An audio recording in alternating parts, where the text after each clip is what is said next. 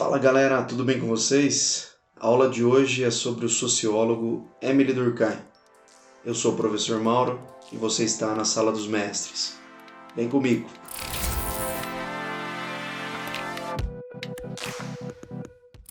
Émile Durkheim. Esse aqui, bigodudo, nasceu em 1858 na França e morreu na França também em 1917. Ele foi um grande sociólogo. Aliás, foi ele que transformou a sociologia numa ciência acadêmica.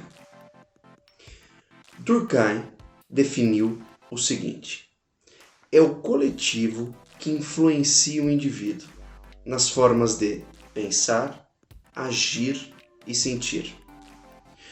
Sua corrente foi chamada de corrente funcionalista. O funcionalismo definia a organização social por meio dos fatos sociais. O que seria então um fato social para Durkheim? Um fato social são as influências do coletivo sobre o indivíduo. Isso pode ser por meio de tradições, regras, leis, normas. E esse fato social, ele tem 3 características. São elas: a exterioridade, a generalidade e a coercitividade. Quando falamos que um fato social é externo, significa o seguinte: não foi o indivíduo que pensou a sua ação. A sua ação, ela foi pensada por um coletivo que está externo, que está fora do indivíduo. Basta pensarmos na seguinte forma: quando nascemos, o mundo já existia, a sociedade já estava composta e as regras estavam colocadas. Portanto, nascemos num meio e, a partir desse meio, assumimos algumas características. Por exemplo, o idioma. Se você nasceu no Brasil, você nasceu aprendendo a falar português. Segundo ponto: todo fato social, além de externo, é generalizado. O que significa ser geral? A grande maioria, se não todos, cumprem e fazem esse fato. Senão, não seria um fato. Senão, seria algo opcional. E aqui nós estamos falando de uma legitimidade coletiva que é dada a determinada ação. Então, por exemplo, numa escola, mesmo que você não tenha escolhido vestir determinada roupa, por exemplo, uniforme, você percebe que a maioria usa e, portanto, é uma regra ou norma legítima naquele ambiente escolar.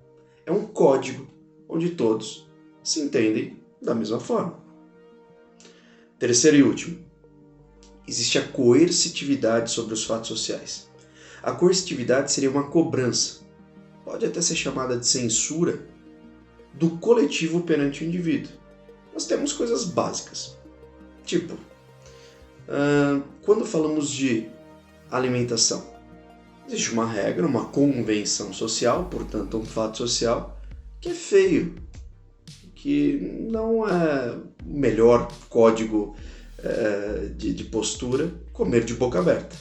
Portanto, se você não comer com a boca fechada, existe uma cobrança social. Nossa, olha o que ele está fazendo. Entenderam? Agora, se você colocar para uma lei, por exemplo, uma lei ela é exterior, portanto ela não foi pensada por um indivíduo, ela é generalizada, a maior parte, se não todos, cumprem e a legitimam, e ela é coercitiva, portanto existe uma cobrança perante as ações desses indivíduos no meio, no âmbito social. A solidariedade orgânica ocorre numa sociedade pós-capitalismo, pós-industrial. Ali o indivíduo ele percebe que ele é diferente na função que faz e essa pluralidade e diferença gera uma participação social maior. Exatamente por quê? Porque ele percebe que na sua individualidade ele depende de um todo para sobreviver. É ali também que se desenvolve o direito. Então as relações não estão mais ancoradas ou baseadas numa punição, numa coerção, como era no método mecânico. Agora o direito tem preferência. Outra coisa que nós podemos observar é a fase anômica que Durkheim estabelece. A fase anômica seria uma fase em que a sociedade fica perdida, sem regras. Ali o indivíduo não sabe onde se apoiar. Nesse momento, pode haver distorções e até convulsões sociais. Isso seria um mal. Reparem, portanto, que o fato social mantém a sociedade harmônica, conectada, anomia. Anomia é uma palavra que vem do grego. A significa não e nomos, normas, regras. Durkheim, em sua teoria, sugere o seguinte: sociedades anômicas perdem seus referenciais, perdem seus fatos sociais. Os fatos sociais são os suportes, as estruturas que mantêm essa sociedade viva e harmônica. Se você perde esses sustentáculos, não só a sociedade se perde, mas o indivíduo fica sem seus referenciais e a partir disso nós temos uma implosão, uma questão catastrófica nessa sociedade. Portanto, o fato social, ele mantém essa sociedade harmônica e momentos anômicos são momentos de complexidade e de dificuldade de convivência e de organização social. Tipos de suicídio. Sim, assunto pesado. Foi um trabalho minucioso de Durkheim sobre a temática do suicídio. O primeiro tipo de suicídio é o suicídio egoísta. No suicídio egoísta, o indivíduo se desprende do meio, da sociedade, e a partir desse desgarrar tem uma atitude extrema. Isso pode ter ênfase familiar, relacional, de amizades. Por fim, é um ato extremo com uma característica individual egoísta. Segundo tipo de suicídio, o suicídio altruísta. No suicídio altruísta, você tem o outro, o coletivo, como referência.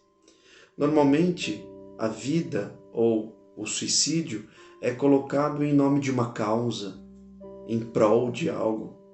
Isso ocorreu, por exemplo, com os kamikazes na Segunda Guerra Mundial e até nos dias de hoje ocorre com homens-bomba que morrem por uma causa em nome de uma determinada religião e por aí vai. O terceiro e último é o suicídio anômico. Lembra da palavra anomia que vimos há pouco tempo? Tem tudo a ver.